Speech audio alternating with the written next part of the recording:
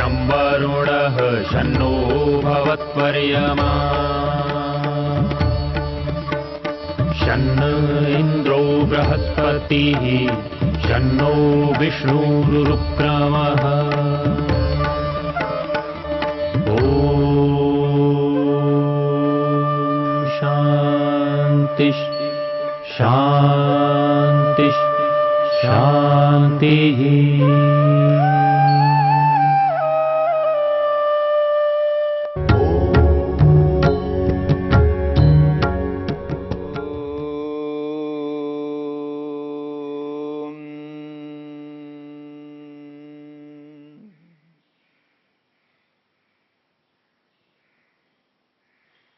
उपविघ्नों की चर्चा हो रही है। दुख दौर्मनस्य अंगमेजयत्व श्वास प्रश्वासा विक्षेपसह भुव। ये विक्षेपों के साथ में रहने वाले उपविघ्न हैं। महर्षि वेदव्यास कहते हैं एते विक्षेपसह भुवः, ये विक्षेपों के साथ में रहते हैं, अर्थात विक्षेप होंगे तो ये होंगे। इसलिए कहा जा रहा है विक्षिप्तस्य एते भवन्ति, विक्षिप्तस्य चित्तस्य एते भवन्ति, समाहित चित्तस्य एते न भवन्ति। महर्षि वेदव्यास कहते हैं। महर्षि वेदव्यास कहते हैं ये जो चार उपविघ्न हैं, दुख, दौर्मनस्य, अंगमेजयत्व और श्वास प्रश्वास, विक्षिप्त चित्तस्य एते भवन्ति। जब विक्षिप्त चित्त हो जाता है, यानी विक्षेप जब उत्पन्न होते हैं, व्याधि, स्त्यान, संशय, प्रमाद, आलस्य, अविरति, भ्रांति दर्शन, अलब्ध मूमिकत्व और अनवस्थितत्व, ये 9 प्रकार के विक्षेप है, ये 9 प्रकार के विघ्न हैं। जब इन 9 प्रकार के विघ्नों में कोई एक ऐसा विघ्न होता है जीवन में, तो दुख, दौर्मनस्य, अंगमेजयत्व, श्वास प्रश्वास, ये भी उसके साथ साथ जुड़ जाते हैं। यह जरूरी नहीं है कि सारे विक्षेप एक साथ हो और ये चारों उपविघ्न एक साथ हो, ये कोई जरूरी नहीं है। कब कौन सा होगा ये उस परिस्थिति के अनुसार पता लगेगा। यदि व्यक्ति को कोई व्याधि हो गई, कोई रोग उत्पन्न हुआ, तो रोग उत्पन्न हुआ तो उस रोग से दुख होगा, तो दुख उसके साथ जुड़ जाएगा। रोग है तो दुख जुड़ जाएगा।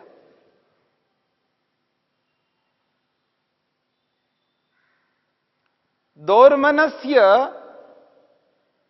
क्षोभ हो जाना, जब इच्छा का विघात हुआ है तो क्षोभ उत्पन्न हो जाता है।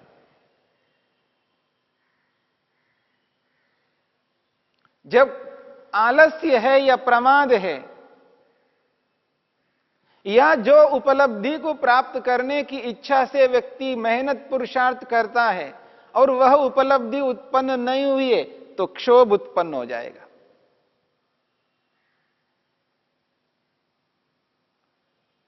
नौ विक्षेपों में अलब्ध भूमिकत्व है, उपलब्धि का ना मिलना। जिस इच्छा को लेकर के व्यक्ति मेहनत करता है पर वो फल नहीं मिल रहा है, वो उपलब्धि नहीं मिल रही है, तो क्षोभ उत्पन्न हो जाएगा, दौर्मनस्य उत्पन्न हो जाएगा। और जब दौर्मनस्य उत्पन्न हो गया तो अंगमेजयत्व भी उत्पन्न हो जाएगा। जब मन के विकार उत्पन्न हो जाते हैं, मन में काम, क्रोध, लोभ, मोह, ये जब उत्पन्न होते हैं, उसके कारण भी शरीर में कंपन उत्पन्न होता है, अंगमेजयत्व उत्पन्न होता है।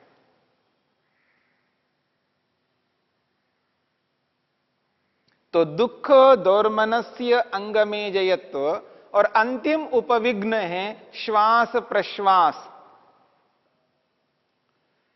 ये जो हम श्वास प्रश्वास लेते हैं, इसके बारे में कहा जा रहा है। और श्वास और प्रश्वास किसको कहते हैं? महर्षि वेदव्यास ने इनकी परिभाषाएं की। प्राणो यद बाह्यम वायुम आचमति स श्वासः। श्वास की परिभाषा करते हैं महर्षि वेदव्यास। प्राणो यद बाह्यम वायुम आचमति स श्वासः। बाहर स्थित वायु को जब नासिका के माध्यम से ग्रहण करता है, आचमति पीता है नासिका से, जब नाक से प्राण को ग्रहण करता है, बाहर स्थित प्राण को, उसको प्राण भी कहा है, वायु भी कहा है। प्राण शब्द से वायु शब्द से एक ही अर्थ के लिए कहा जा रहा है यहां पर। प्राणो यद बाह्यम वायुम आचमति, बाहर स्थित वायु को नासिका के द्वारा अंदर ग्रहण जब करता है तो उसको कहते हैं श्वास, वो है श्वास। फिर महर्षि वेदव्यास कहते हैं यद कौष्ठ्यस्तम, यद कौष्ठ्यम वायुम, यद कौष्ठ्यम वायुम निस्सारयति स प्रश्वासः। कोष्ठ्यम वायुम, जो हमारे लंग्स में, फेफड़ों में जो वायु है उसको निस्सारयति, नासिका के माध्यम से बाहर निकालता है, निस्सारयति निकालता है, स प्रश्वास, उसको प्रश्वास कहते हैं। बाह्य स्थित वायु को अंदर लेना श्वास है और अंदर स्थित वायु को बाहर निकालना ये प्रश्वास है, जिसको हम श्वास प्रश्वास के नाम से जानते हैं। और ये जो प्राण है, ये जो प्राण वायु है, ये निरंतर चल रहा है हमारा। नासिका में निरंतर प्राण चल रहा है, श्वास के रूप में और प्रश्वास के रूप में। अंदर लेते हैं, बाहर निकालते, और इसकी गति निरंतर चलती जा रही है और एक निश्चित सीमा में चल रही है। इसकी गति एक व्यवस्थित चल रही है। जब इसकी गति व्यवस्थित चलती है तो जीवन ठीक ठाक चलता रहता है। लेकिन इस श्वास प्रश्वास में वो व्यवस्था बिगड़ जाए, जिस नियम से श्वास प्रश्वास चल रहा है उस नियम से ना चले तो अव्यवस्था उत्पन्न होगी। उस अव्यवस्था से आगे चल करके हानि होगी।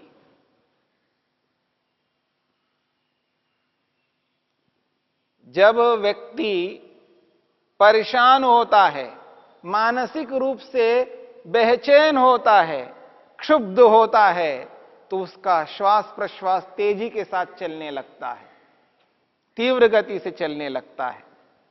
कोई बात उसने सुन ली, किसी से कोई बात सुन ली है, दुख वाली बात है, दुख वाली बात को सुन लिया तो उसका श्वास प्रश्वास अब अधिक होने लगता है, उसकी गति बढ़ने लगती है, उसके धड़कन बढ़ने लगते हैं, श्वास तेजी के साथ लेने लगता है।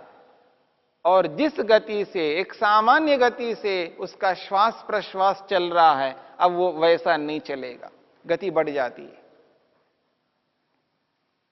अथवा किसी विशेष बात को सुन लिया है, विशेष सुख के बारे में उसको पता लग गया, यानी कुछ विशेष उपलब्धि हुई है, कोई विशेष लाभ मिला है उसको, तो भी उसका श्वास प्रश्वास अधिक चलने लगता है। अति सुख में और अति दुख में व्यक्ति का श्वास प्रश्वास सामान्य रूप से नहीं चलता है। श्वास प्रश्वास में गति बढ़ जाती है, और जब श्वास प्रश्वास में गति बढ़ जाती है वह हानिकारक है।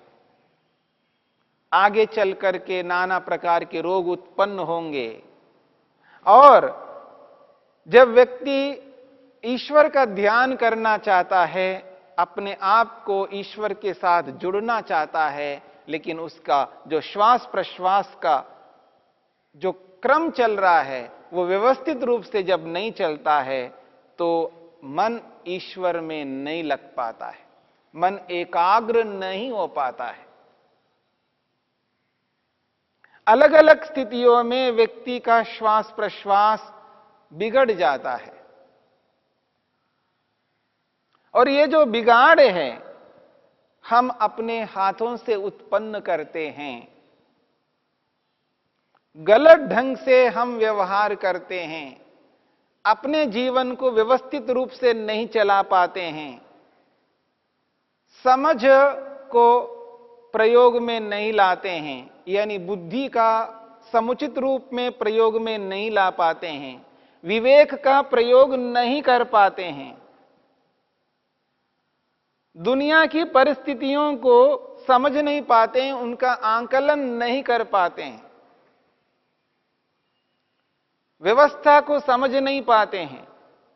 संसार है, संसार में अलग अलग प्रकार की स्थितियां उत्पन्न होती हैं, और जितने भी मनुष्य हैं सभी स्वतंत्र हैं।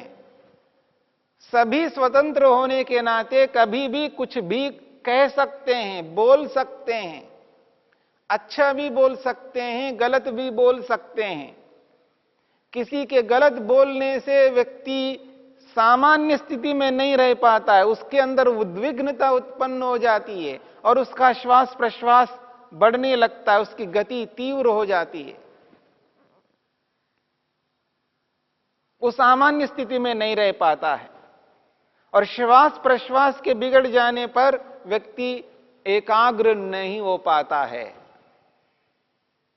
जब श्वास प्रश्वास की गति सामान्य रहती है, व्यवस्थित रहती है, तो व्यक्ति एकाग्र होता है। एकाग्रता में श्वास प्रश्वास की सामान्य स्थिति कारण है। मेरी बात को समझने का प्रयत्न करना।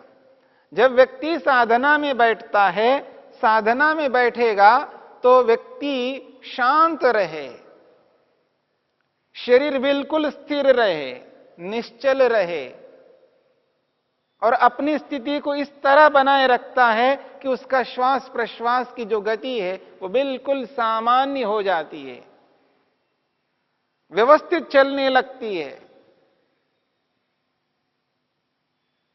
और जब व्यवस्थित गति को रखता है तो मन को एकाग्र करने में सरलता होती है। लेकिन ऐसा नहीं होता है तो उसका मन ईश्वर में एकाग्र नहीं हो पाता, और इस कारण से व्यक्ति अपने मन को ईश्वर में एकाग्र नहीं कर पाता है, तब और अधिक समस्या उत्पन्न होती है, तब और अधिक दुख उत्पन्न होता है व्यक्ति को। इसलिए जो श्वास प्रश्वास की गति है इसको व्यवस्थित बनाए रखना है व्यक्ति को, और संयम में रहने की चेष्टा करनी है। संसार में अलग अलग प्रकार की घटनाएं घटती रहती है, समस्याएं उत्पन्न होती रहती है, बाधाएं आती रहती है, विपत्तियां आती रहती है। प्रत्येक परिस्थिति में अपने आप को समस्थिति में बनाए रखना ये योगाभ्यासी का कर्तव्य है। मेरी बात को समझने का प्रयत्न करिएगा। अपने जीवन को एक समस्थिति में बनाए रखना होता है व्यक्ति को, विचलित नहीं होना होता, क्योंकि संसार में जितनी भी घटनाएं घटती हैं, बाधाएं उपस्थित होती हैं, समस्याएं सामने आती हैं, ये आएंगी, ये सदा से ये चली आ रही है। अभी पहली बार आपके सामने ये घटना घटी है, ये समस्या आई है, ये बाधा आई है, ऐसा नहीं है। हां, रूप बदल बदल करके अवश्य आ सकते हैं।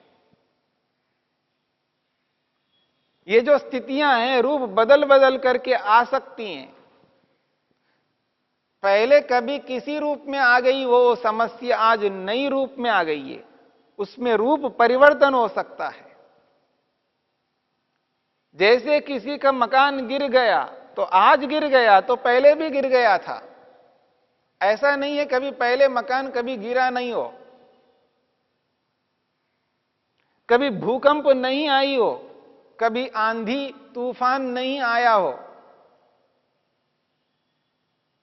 कभी अतिवृष्टि नहीं हुई हो, कभी अनावृष्टि नहीं हुई हो, कभी अतिशीत उत्पन्न नहीं हुआ हो, कभी बहुत अधिक गर्मी नहीं आई हो। ये सब होते रहते हैं, संसार है, कभी न कभी ये स्थितियां उत्पन्न होती हैं। ये प्रत्येक सृष्टि में इसी प्रकार ये क्रियाएं चलती रहेंगी। हां, रूप बदल सकते हैं, कभी तीव्र हो सकती है स्थिति, कभी मंद हो सकती है, कभी किसी रूप में हो सकती है, कभी किसी रूप में हो सकती है। कभी झोपड़ी के रूप में मकान था तो आज सीमेंट से बना हुआ मकान है। अंतर इतना सा है, लेकिन मकान तब भी बोलते थे, आज भी उसको मकान ही बोलते हैं। तो परिस्थितियां बदल करके तो आती हैं, लेकिन नवीन कोई परिस्थिति उत्पन्न नहीं होती है। इसलिए व्यक्ति के सामने हर प्रकार की परिस्थिति आ सकती है। उस परिस्थिति में अपने आप को सम बनाए रखना है, संयम में रहना है। जब व्यक्ति संयम में रहता है, उसकी जो श्वास प्रश्वास की गति है वो निरंतर एक सम स्थिति में चलती रहेगी। जब कभी कोई व्यक्ति हम पर गुस्सा करता है, क्रोध करता है, या और कोई परिस्थिति उत्पन्न होती है, तब हम अपने आप को संयम में रखते हैं, तब श्वास प्रश्वास की गति सामान्य रूप से चलती रहेगी। विशेष दुख आ जाए, सामान्य दुख आ जाए, सामान्य सुख आ जाए, विशेष सुख आ जाए, किसी भी परिस्थिति में हम अपने आप को विचलित होने नहीं देंगे। इस बात को समझ करके चलना है। कोई रोग उत्पन्न हो गया, उस रोग के कारण से भी श्वास प्रश्वास में कमी आती है, या बहुत सारी स्थितियां उत्पन्न होती हैं। उन स्थितियों में श्वास प्रश्वास की गति सामान्य नहीं रहती है। उसको सामान्य बनाए रखने के लिए एक ये भी उपाय है, जब व्यक्ति प्राणायाम करता है, निरंतर प्राणायाम को अपनाता है, तो श्वास प्रश्वास की गति सामान्य रहती है, उचित रहती है, और उसमें समस्या उत्पन्न नहीं होती है। और ऐसी स्थिति को बनाए रखने पर यह श्वास प्रश्वास में विकृति उत्पन्न नहीं होगी। जब श्वास प्रश्वास में विकृति उत्पन्न नहीं होगी तो वो योग के लिए साधक बनेगा, अगर ऐसा नहीं है तो बाधक बन जाएगा। हम हर परिस्थिति में योग के अनुरूप चलना है, योग के विपरीत नहीं चलना है। तो ये विक्षेपों के साथ में रहने वाले उपविक्षेप है, विघ्नों के साथ में रहने वाले ये उपविघ्न हैं। इसलिए महर्षि वेदव्यास कहते हैं विक्षेप सह भुवा, ये विक्षेपों के साथ रहने वाले 4 उपविघ्न हैं।